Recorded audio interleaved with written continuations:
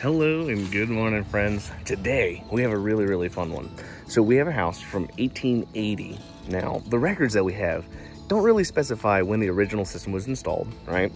But we did see that they have a new trench installed in 1993. So let's go ahead, take a look at the records real quick, and then we'll go ahead and see what we see on site and see if there's any differences. Alrighty, so the records indicate that somewhere next to this shed, about 8 feet away, should be where our drain field, where our septic tank is. As we can see here, it's nothing but grass. So what we're gonna do is take this here probe, start poking around and see if we can find this tank. So I'll see you in a few seconds once we get the tank found and measured out. Well, thank goodness, at least this one's actually rectangular. So we went ahead and probed out all of our edges. So each of these white flags is gonna be an edge. The front's gonna be over near those little green leafy plants.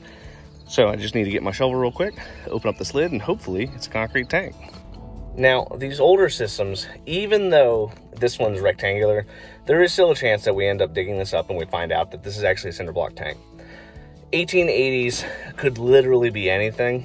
And again, the only records we have are the records from 1993 that talk about the installation of a new trench. It did not say anything about a new tank. Now, if we look at those records, there's a good chance that maybe this was installed in the 50s or 60s, right? That was pretty common back in the day. Be kind of weird for somebody in the 80s to have installed a system and then it failed 10 years later, but I've seen it happen. So worst case, we dig this up and there's no lid on the back of the tank. That would kind of suck for us because then we were doing all this work for nothing. At that point, basically the next step is to search for another lid somewhere else in the tank, or excavate the side of the tank to see, is it actually made of cinder block.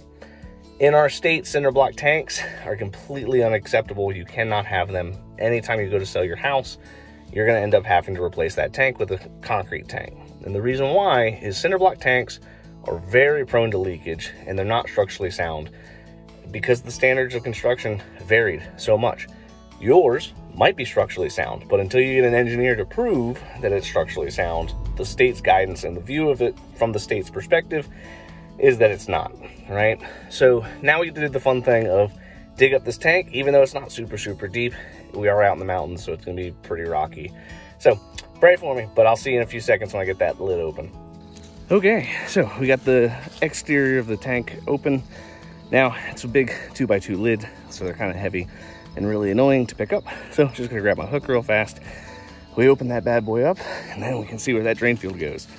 Okay, so we have the lid popped off now. We can see that it's indeed the large 2x2, and we can see that somebody has replaced the back baffle with PVC. PVC is exactly what we expected to see when we saw the records from 1993, right?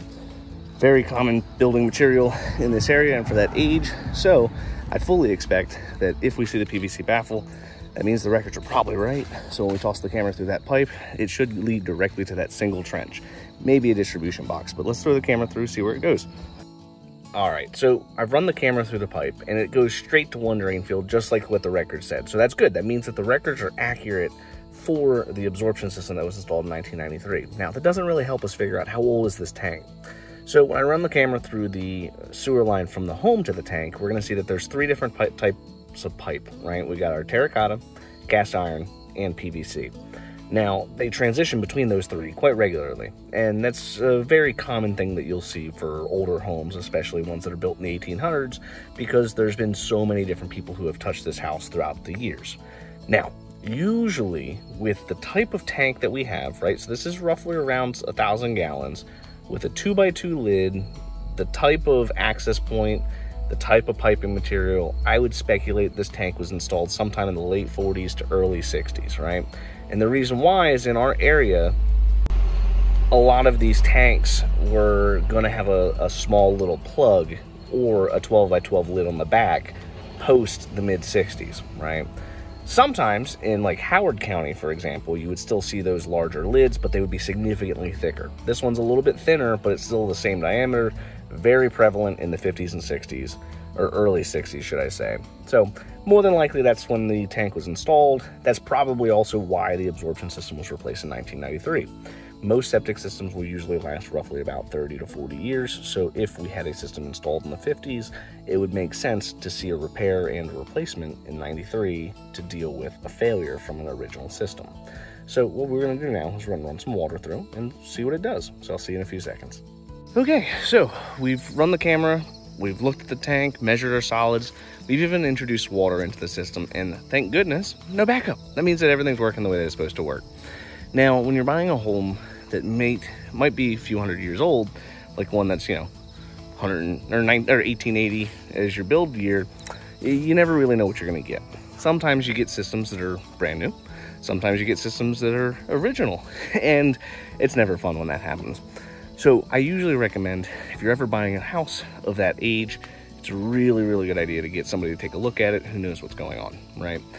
You can't always rely on the county records to show up. As we saw with this one, we didn't have any information on the tank, but we did have information on the drain field. So we had part of our system understood by the county, but you'd be shocked how often the county has no idea what's going on your property. So it's always a good idea to have this done. So if you have ambitions for a pool, garage, shed, whatever, you know where all your equipment is and you know where not to put that item. If you found this enjoyable, or if you got any kind of entertainment or value out of this, hit that like button, hit subscribe. I have more videos posted every day on the World of Well and Septic. I look forward to seeing you guys tomorrow.